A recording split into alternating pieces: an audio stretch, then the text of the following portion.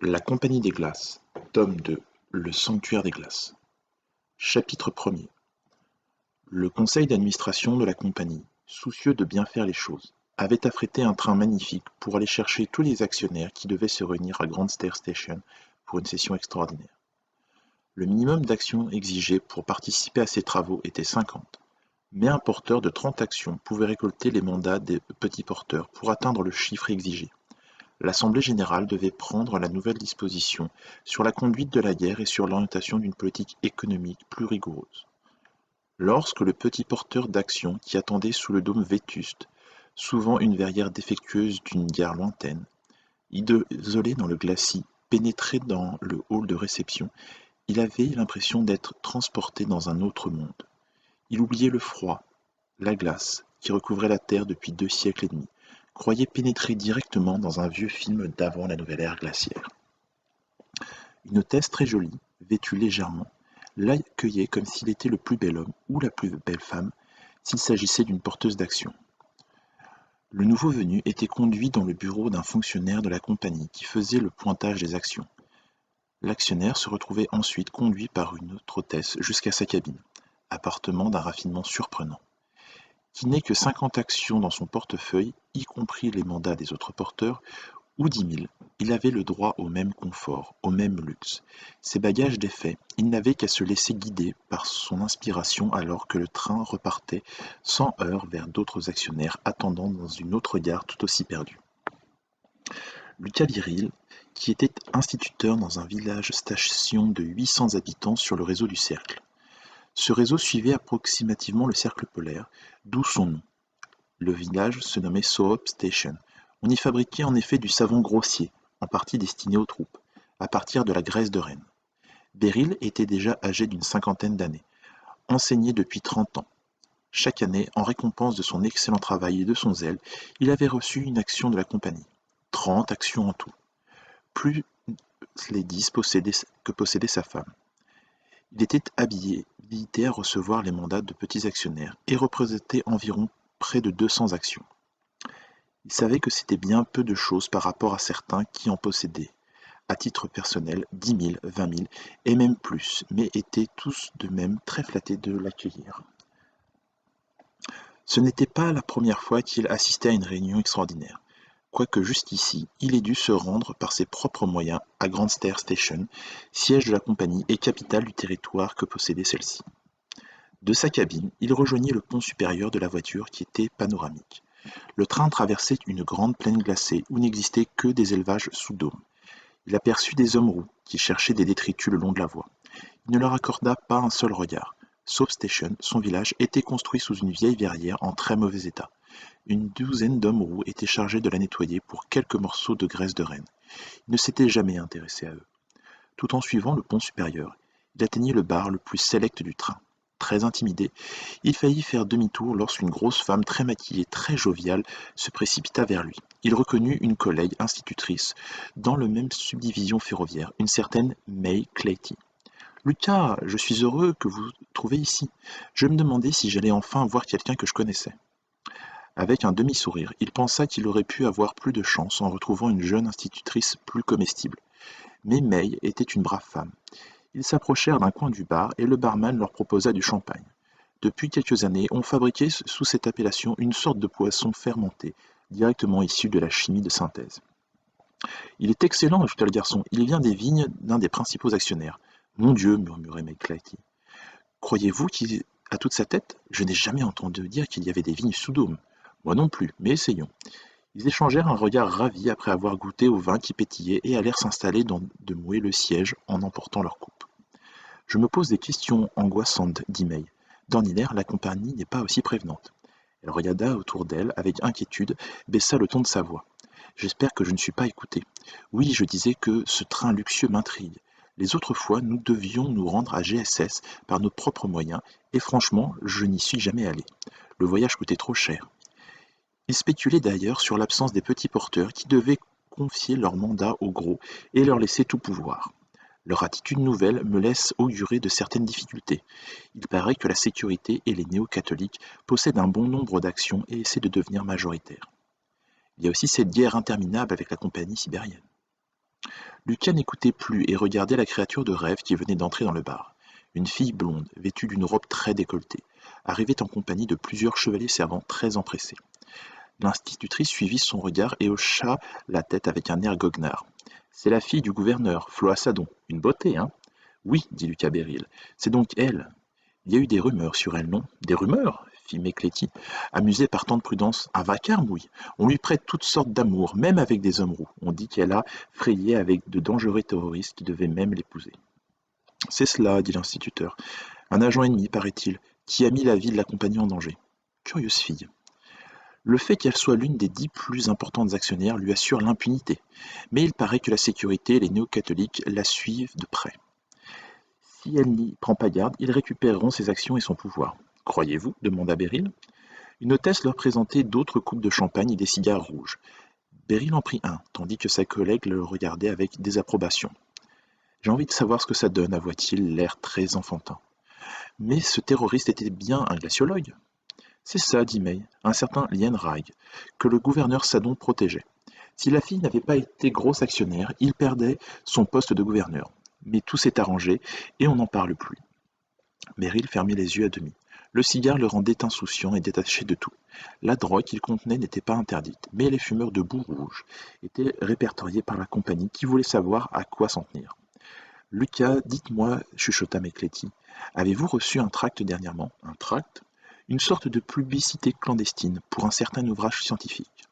Plusieurs collègues l'ont reçu, et je pensais... Beryl se souvint de cette lettre étrange découverte dans son courrier.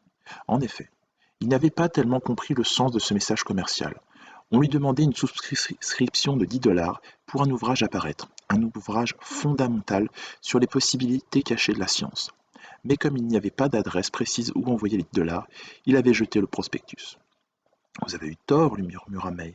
C'est très important. Peut-être une chance inespérée de pouvoir vivre avec ce froid épouvantable qui règne dehors. Sa main potelée, crispée sur sa coupe vide, se tendait vers la baie panoramique, désignait l'immensité glacée, le ciel d'un gris sale. Nous finissons par oublier la tristesse de notre vie. Nous vivons sous globe ou sous verrière, plus ou moins bien chauffés. Pour affronter l'extérieur, il faut des combinaisons spéciales, très chères. Les pauvres ne peuvent jamais. Et qui trouverait-il sinon la glace, le froid, la désolation, les loups et quelques animaux étranges? Les hommes roux, dit Beryl, de plus en plus euphorique. Oui, les hommes roux, soupira-t-elle. La flèche d'argent ralentissait, devait approcher du sas d'une station. Chapel Station, certainement, annonça l'institutrice. Une ville moyenne qui possédait chose unique dans la concession de la compagnie, une cathédrale en glace. Le primat des néo-catholiques avait son siège dans cette ville. La compagnie n'acceptait que très rarement des constructions fixes. Mais dans la très grande ville de GSS, la moindre bicoque n'était qu'une voiture sur rail, prête du jour au lendemain à être remorquée à des milliers de kilomètres de distance. La compagnie se méfiait des sédentaires et des implantations non mobiles. La flèche d'argent franchissait le sas du dôme, un dôme prestigieux, fait d'une nouvelle matière translucide et surtout parfaitement isothermique. Les néos ont beaucoup d'argent, murmura l'institutrice. Ils ne cessent d'enjoliver cette ville. Sur le quai attendaient des prêtres et des missionnaires, une dizaine, ainsi que le prélat en cape rouge avec sa petite cour. Croyez-vous qu'ils se mêleront à nous? Iront voir les filles nues dans des cabarets et boiront du champagne? De leur situation élevée, ils pouvaient découvrir la ville et vers l'est, reliée à la station par un tunnel transparent, la cathédrale en glace. Une construction assez impressionnante, avec son unique flèche massive. On disait qu'elle pouvait contenir des milliers de fidèles. À nouveau, la flèche d'argent glissa sur les rails, et ils quittèrent les quais d'accueil pour traverser la basse ville où se fabriquaient toutes sortes d'objets religieux. Curieux, dit May, ils n'utilisent pas d'hommes roux pour le nettoyage du dôme. Pensez-vous qu'ils disposent d'un système inédit? C'est possible, répondit Beryl, toujours extatique. Au bar, Floa Sadon riait aux éclats et avait des attitudes très racoleuses avec tous les hommes. Lucas, continua May, sur le ton de la confidence, vous devriez essayer de commander ce livre. Quel livre? La voix oblique. Il la regarda avec indulgence, attendri qu'elle puisse encore avoir des idées aussi sérieuses. Lui envisageait son voyage et son séjour sans autre aspect, espérait bien profiter de cet extra dans sa vie d'enseignant assez monotone. Vous devriez boire un peu plus de cette boisson. Écoutez, Lucas, pour faire des champagnes, il faut des vignes, et pour faire de la vigne, il faut de la chaleur. Il est dit dans l'acte de constitution de la compagnie que toute activité superflue gaspillant de l'énergie sera prohibée tant qu'ils n'auront pas les moyens de produire de la chaleur à bon marché. Vous vous rendez compte du prix du revient de ce champagne? En avez-vous seulement entendu parler? Non, comme moi. C'est comme pour ce livre. Savez-vous qu'il explique l'origine des hommes roux? Voyons, mais on nous les présente comme des créatures monstrueuses et débiles, alors que ce sont eux qui vivent naturellement avec le froid, qui mènent une vie normale. Pas nous, la compagnie a tout fait pour que nous les méprisions. Lucas pouffa dans sa main et attira le regard de plusieurs actionnaires. Vous voyez, vous, toute nue, vous promenant sur le dôme d'une station? Soyez sérieux, dit-elle avec une demi-gaieté.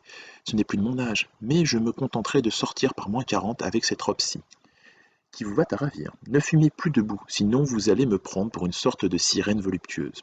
En fait de sirène, il ne quittait pas Floissadon et imaginait ce qu'il ferait si jamais cette fille le rejoignait dans sa cabine. Nous déjeunons ensemble? Volontiers. Je vais aller me faire une beauté. Je vous retrouverai dans un de ces restaurants si vous voulez. Que pensez-vous du Rabelais? On dit qu'il y a une excellente cuisine à la française. Je me demande bien ce que ça signifie. Vous souvenez-vous qui était ce Rabelais? Ça me dit quelque chose. Quand j'ai fait mes études préparatoires à la pédagogie, on n'avait pas encore retrouvé toutes ces bibliothèques. Mais il me semble que ceux qui conçoivent ce wagon-restaurant en savent plus que nous. Seul, il alla jusqu'au bar et commanda une vodka. On la lui servit avec un jus de citron naturel, ce qui le stupéfia. Le garçon pressa vraiment devant lui ce fruit jaune qu'il n'avait jamais vu que sur de vieilles photographies. Il emporta son verre pour en déguster le contenu avec une sorte de respect religieux. May avait raison. Pour produire du vin et des citrons, il fallait une énergie considérable. Brusquement, il aperçut un campement de nomades juste comme le train ralentissait dans une courbe. Les hommes roux, une tribu avec femmes et enfants, devaient être une centaine, rassemblés nus autour d'un grand feu. Ces sauvages avaient dû tuer quelques animaux errants, peut-être des loups, et les faisaient cuire sur cette énorme sorte de grille, fait de vieux rails abandonnés le long des voies. Curieusement, il se souvint des paroles de sa collègue. Comment faisaient-ils pour vivre par -40 et plus sans vêtements et sans avoir leur sang qui se glaçait dans leurs veines? Leur haleine même ne se répandait pas en vapeur blanche comme celle des autres humains.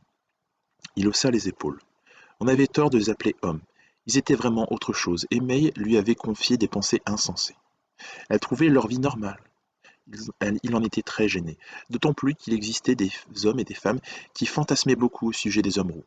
Parfois, ils s'accouplaient sans le moindre retenue et sous les yeux de tous. C'était souvent le cas dans son village de Soap Station. Ces êtres-là s'unissaient sur la verrière juste au-dessus de l'école mobile. Évidemment, cela intriguait fort les enfants qui ensuite lui posaient des questions embarrassantes. Ceux qui vivaient dans les fermes modèles d'élevage étaient informés plus tôt des nécessités de la vie. Mais à Soap Station, les mœurs étaient très rigides et certains humoristes disaient que c'était à cause de la fabrication locale du savon. Ceux qui le fabriquaient en devenaient plus propres et plus exigeants. L'effet du cigare commençait à se dissiper lorsqu'il gagna le restaurant en question. Il n'attendit sa collègue que 5 minutes. Je me demande s'il y aura une table pour nous. Tout le monde semble précipité. Il y en eut une, mais très mal placée sur le passage des serveurs et dans un coin assez obscur, éloigné des baies. Ils s'assirent avec des sourires résignés. May, à la lecture de la carte, poussa de petits cris d'admiration, mais garda néanmoins toute sa lucidité. Vous croyez que c'est bon, un foie de canard? Un canard, dit Lucas, n'a pas un foie très gros. Ils doivent en servir plusieurs à la fois. Je préfère cette croûte aux fruits de mer. Je ne savais pas qu'il y avait des arbres fruitiers dans la mer. Lorsqu'il fut servi, il regarda avec surprise la tranche de foie de sa compagne. Vous ne croyez pas qu'on nous a servi du foie de renne? Il ne serait pas de cette couleur crème, voyons, dit-elle. Elle goûta avec précaution et parut extrêmement surprise. Je ne sais pas ce que c'est, mais c'est merveilleux. Lui découvrit que sa croûte était remplie d'un mélange assez curieux qui sentait le poisson. Il réalisa avec confusion le sens réel de fruits de mer. Ce qui le rendait perplexe, c'était leur composition, car dans la vie quotidienne, il n'y avait que quelques variétés de poissons. Je me suis méfié du caviar, mais j'ai eu tort, dit May, la bouche pleine. Il devait être fabuleux. J'ai lu un livre très ancien où l'on disait que le caviar venait du ventre de certains poissons aujourd'hui disparus. Pensez-vous qu'il puisse exister des élevages aussi spécialisés et interdits? Je le crains, dit Lucas. Des produits rares réservés à une certaine classe. Il n'aurait jamais dû nous les faire connaître. May fronça les sourcils, qu'elle épilait en demi-cercle au-dessus de son œil légèrement protubérant. Comme chez beaucoup de femmes de cet âge, et depuis le début de l'ère glaciaire, elle souffrait d'une hypertrophie thyroïdienne. Ils prennent un gros risque, ne trouvez-vous pas? En effet, fit-il à son tour perplexe. Ne manquons pas de raconter un peu partout que dans la Flèche d'Argent, il y avait des mets véritablement inconnus. et qui ont dû coûter des quantités incroyables d'énergie. En attendant, si nous mangions. Mais il se rendit compte que sa collègue ne manifestait plus le même enthousiasme pour la nourriture. Il avait, sur le conseil du maître d'hôtel, commandé une bouteille de vin assez liquoreux et de couleur ambrée qui porta le verre à sa bouche. Dieu du ciel, un nectar, je n'ai jamais rien bu de pareil. Trop c'est trop, murmura May. Cela cache un piège. Voyons, ma chère amie. Elle soupira. Ils veulent nous endormir. C'est qu'ils comptent nous arracher un vote très difficile. Pendant 2 jours, ils vont nous gaver de la sorte. Arrivés à Grand Star Station, nous serons bien incapables de la moindre critique. Que peuvent-ils bien nous demander de si extraordinaire? Ils disposent à leur guise de tous les pouvoirs. Ils peuvent nous forcer à accomplir n'importe quoi. Et chut, on vous regarde. À la table voisine, un homme incisif, au crâne dénudé, les fixait avec insistance. Il devait y avoir des agents de la sécurité dans ce train de luxe, et il se sentit soudain très effrayé. Sans continuer sa diatribe, il se mit à manger avec avidité et s'efforça d'oublier cet inconnu. Mais évita elle aussi toute nouvelle parole excessive et plus tard, ils se retrouvèrent dans une sorte de salon très calme, où l'on pouvait écouter de la musique douce en regardant l'immensité glacée de la planète. Si je suis nul en littérature, je puis vous dire, cependant, que nous voyageons en ce moment entre la Pologne ancienne et le Danemark sur la mer Baltique. Ça ne dit trop rien, dit Lucas Beryl. Mais si vous me disiez que nous traversions l'ancienne Espagne, je rêverais d'orangers et de jasmin. Autrefois, la Baltique n'était pas très folichonne non plus, je crois. Rien de comparable avec le désert de glace, mais pas très gai non plus. Regardez ce point noir là-bas à l'horizon. Est-ce un autre convoi? Je le crois. Il nous dépassera très certainement. Mais si je n'ai pas la berlue, cette machine qui le traîne doit être très très grande. Une machine à vapeur. Je vois très bien les jets de fumée. Brusquement, elle ne fut plus très à l'aise et se rapprocha de son collègue. Je n'aime pas beaucoup cette sorte de monstre noir qui s'approche de nous à toute vitesse comme s'il allait nous dévorer.